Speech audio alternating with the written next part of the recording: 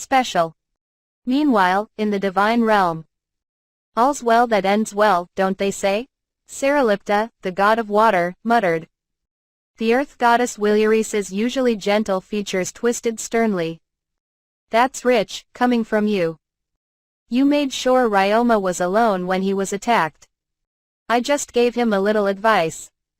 We all knew he didn't want to get anyone else involved, if he could have helped it. I think I was respecting his wishes. It's not like I directly caused the attacks. What's your problem? I am not telling you not to speak to him. We speak to humans directly on occasion. But why did you have to intentionally throw him into a dangerous situation? Wilyaris asked. Ryoma could have been in the heart of the city, and they would have carried out the attack. That's why they had amassed such a large team. No matter how secure Gimel is on paper, there would be some gaps in security during emergencies. They were planning the attack on the city for 5 years. There were plenty of ways they could have gone in and out of the city without being detected. They'd picked up on Ryoma leaving the city. If he was going to be attacked either way, I think Ryoma was safer alone, so he didn't have to worry about anyone else. You always. Knock it off, Wilyaris, the goddess of war, Kiriluil, grumbled. Saralipta's annoying. That's not news. And you know more than anybody, there's no talking sense into him. Ryoma was unhurt, Lulusha chimed in. Nor did he interfere in anyone's actions but his own. And he only gave advice to help Ryoma get what he wanted. Regardless of how you feel about him, it's a tough call if he's broken a code or not, said Tekken. I know the fact that he pushes the line makes it even more infuriating. Don't you both get tired of this? Kufo asked. You're wasting your time if you're trying to reason with him, said Fernobilia. Let's just calm down a bit, now, added Grimp. I'll admit, I am a bit frustrated, Wilyaris said. But why isolate Ryoma when he was going to be attacked, regardless? Saralipta shrugged. With or without my advice, Ryoma would have handled the situation the same way. So I made sure to tell Ryoma things might clear up. It didn't make a major difference. I just recommended a course of action that had a slightly better chance of working out for Ryoma than the alternative did. You can't expect change to come so suddenly, Wilyaris said. You need more of a sense of urgency, Wilyaris, Saralipta countered.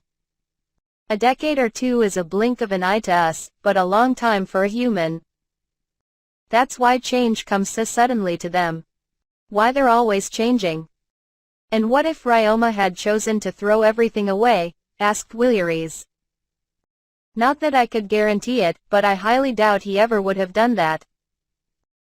He really does treasure his lifestyle, and he's not the type to get carried away by violence.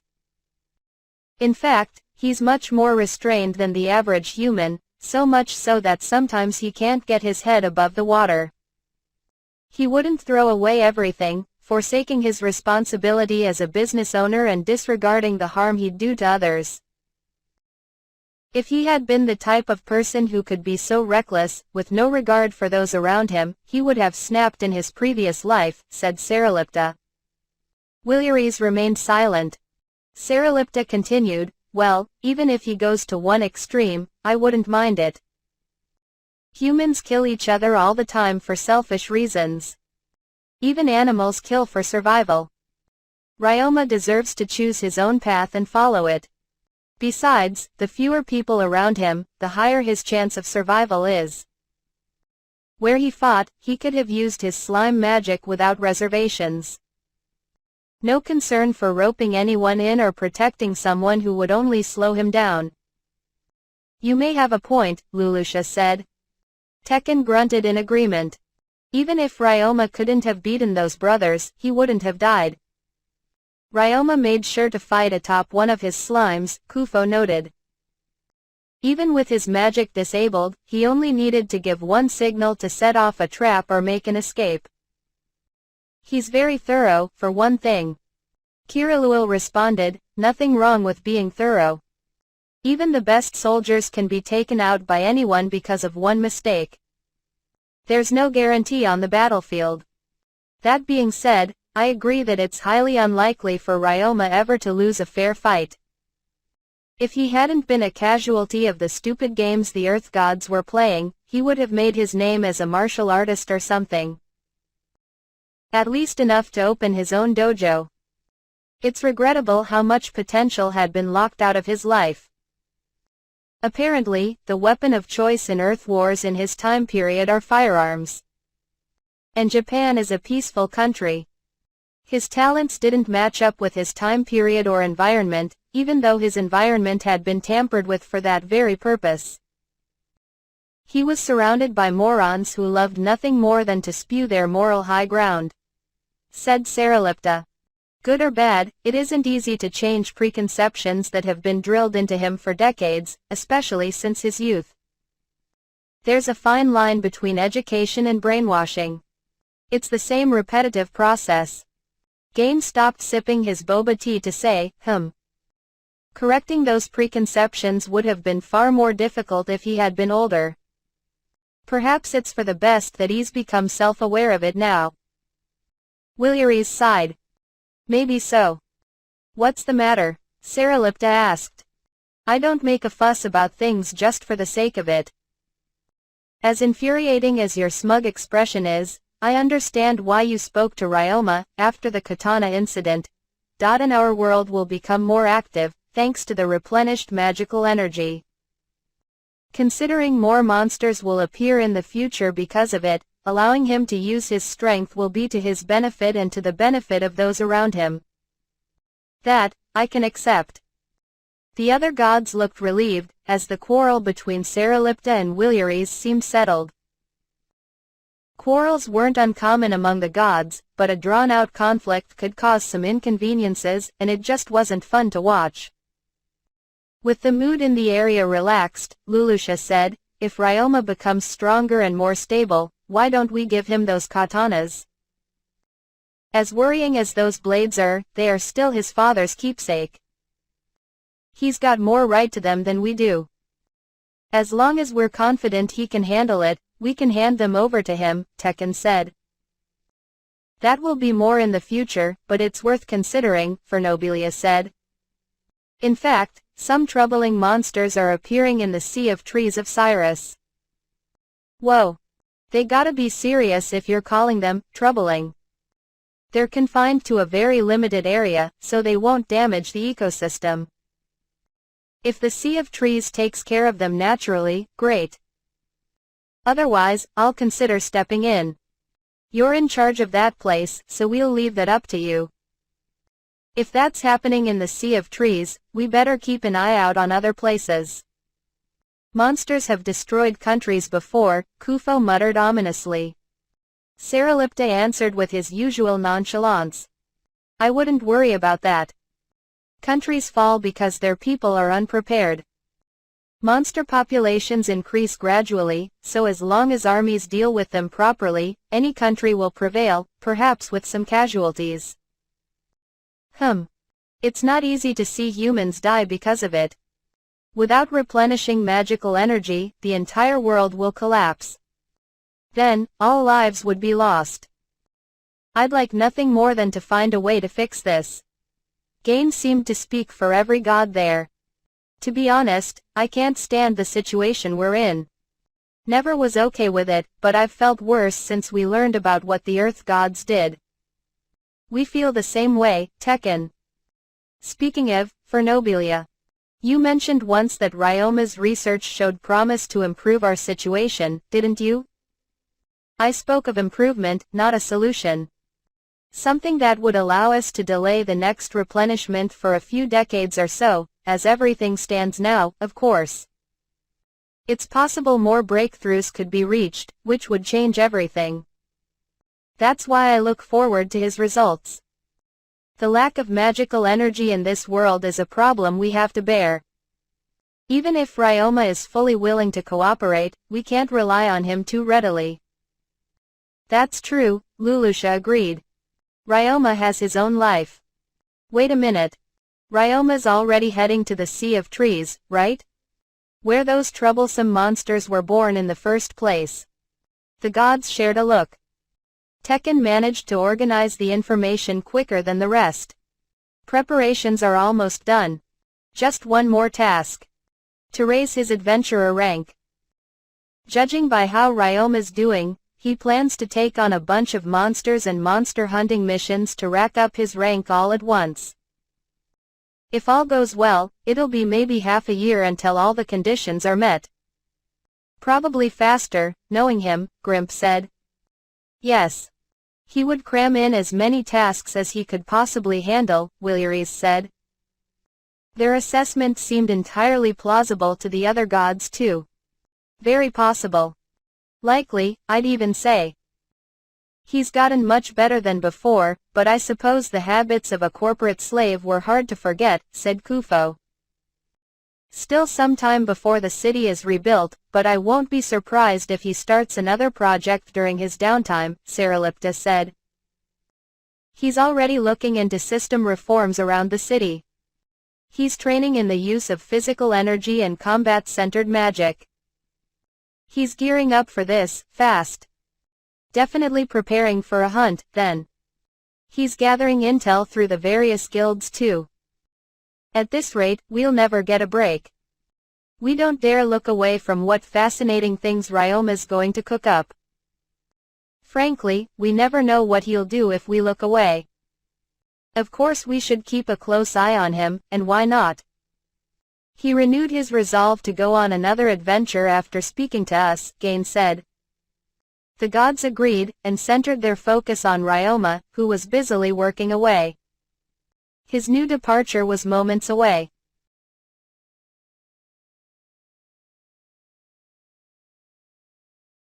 Extra story.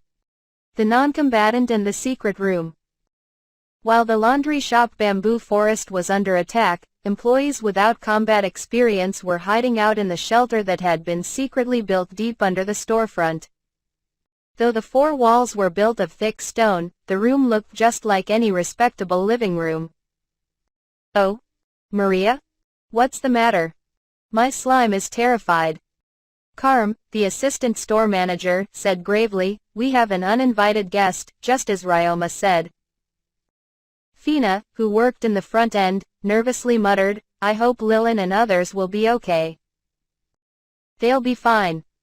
They're all super strong, and we can't get in their way if we're down here. Jane's right. I know, Fina.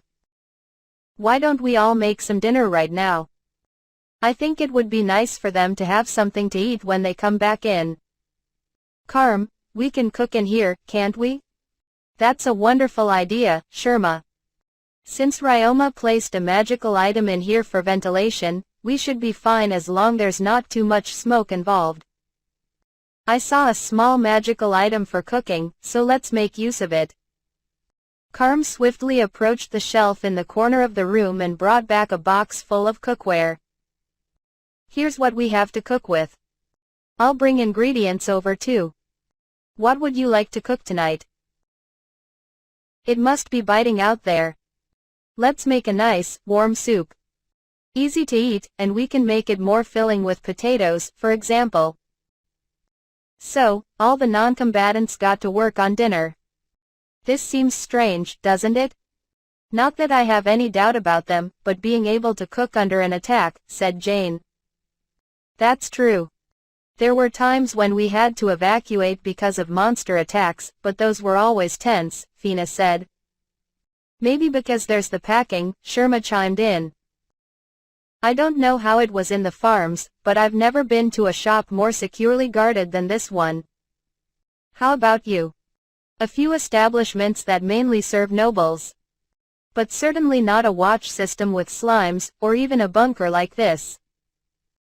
At most, you might find similar tools and facilities ready for evacuation. Right? It can't be normal that we have this room far underground, guarded by a giant stone slime disguised as a wall. I've come accustomed to things like this, but it is incredible when you stop to think about it. If I hadn't been shown the place and given the password to get in, I never would have known about this place. Even the security guards only saw it as a normal wall. It's pretty much like we're stuck in the wall, anyway. Oh, Maria raised her voice as she noticed something. Sounds like it's gotten quiet up there. My slime isn't scared anymore, so everyone should be okay. Really? Thank goodness. Will they be coming in soon? Our soup won't be done in time. We do have some instant food we can eat right away, so there's no rush. Since the security team seems to be faring well, why don't we go over what we'll do moving forward? The employees went on to discuss how their business would operate the next day, and how they could help the city beyond the scope of the shop. Each of them was determined to do what they could, even without the capacity for fighting. Bonus short stories. Raising children. At last, the city had begun to settle down again. One day, 2 children came bounding into a house in the slums, happily calling out, "Give us another job, Libel." Beck, whist. What about the water delivery I set you up with this morning? We finished today's. This is from the shelter, said Whist. Got it. You boys knocked it right out of the park. Thought I gave you a bit too much for a couple of kids, Libel said. We're not little kids anymore, Beck countered. Everyone's hitting a growth spurt or something. We're stronger now, and we can work longer. Especially since we can use decent tools. Even if we're delivering the same amount, it's much easier to do it with a working wagon, Whist chimed in. Our environment has gotten much better, Libel admitted. That must make a big difference, especially for youngsters like you. You're both still kids. If you ask me, but you're starting to grow up. I'll give you that. Coming from one of the parental figures of the slums, this comment made Whist smile in earnest joy, while Beck pretended to pout out of shyness. At this rate, it won't be too long until you leave this place. This time, a flicker of grimness crossed the boys' faces. What's the matter? I mean, that's pretty sudden, you know. Beck turned to Whist for confirmation. Why yeah. We talked about when we'd start work as adventurers, but it never seemed real. I don't mean today, and I'm not trying to rush you. Just something for you to start thinking about, Libel said. Sure, I get what you're saying, said Beck. But that's not for a while, right? Whist chimed in again. We can barely make enough to feed ourselves, and we haven't even paid you back for. Idiots, Libel shouted, silencing the children at once. You two survived in these slums, and this has never been an easy neighborhood to live in, because you were greedy and had thick skin. Listen to me. You are young. You have a future. If you have a shot at living a normal life outside of this part of town, that's going to be better for you than anything in this dump. Don't make excuses about the future, about paying anyone back. If you ever get an opportunity to get out of here, you take it and run. Oh okay. I will, said Beck. I'm sorry, Whist said. HMPH. There's no getting rid of poverty. As much as this place has shrunk, it won't ever go away entirely. If you think your lives through and then decide to stay, I won't turn you away. Whenever you want to come back, my door is open. And I know how hard both of you have been working. Keep up that hard work. Gee, got it. We will. Go to the northeast shelter. Jeff's been delivering firewood. Tell him I sent you, and he'll give you a job, Libel said. All right. Let's go, Whist. Yeah. Thank you, Libel. Libel huffed again as the boys ran out. Once they were gone, he took out a cigarette and lit it, the slightest hint of a grin threatening to break his perpetually stoic expression. Udom's new routine. Udom, you're heading out now? Asked an employee of Bamboo Forest. A bit early. I'm wanted at the security headquarters, I replied. You certainly have a lot on your plate. Have a good one. You too. After I left the laundry shop, I walked along the city streets, still bright with daylight. Despite the lingering scars from the attacks, the streets were more vibrant, passers-by more lively. Renovations were smooth-going in all districts, and the involvement of migrant workers in the city's renovation efforts seemed to have lessened their stigma among native residents.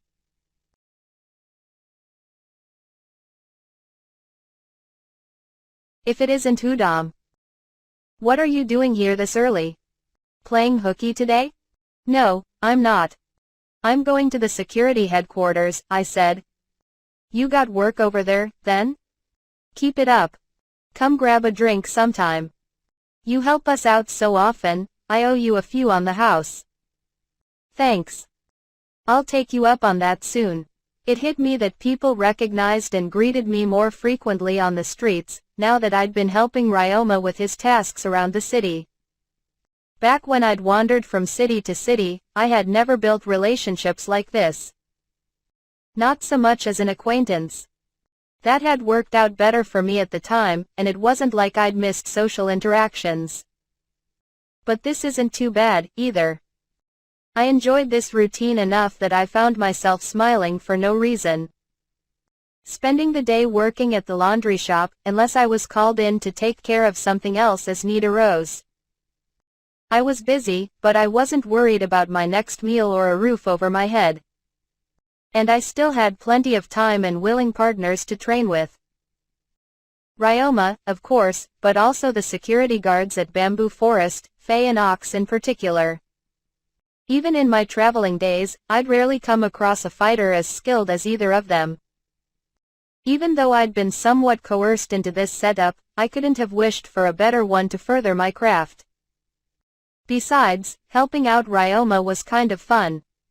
It did concern me that the attack on Gimel would be a topic of gossip among nobles, which meant intel on Ryoma and some of his slimes would get out.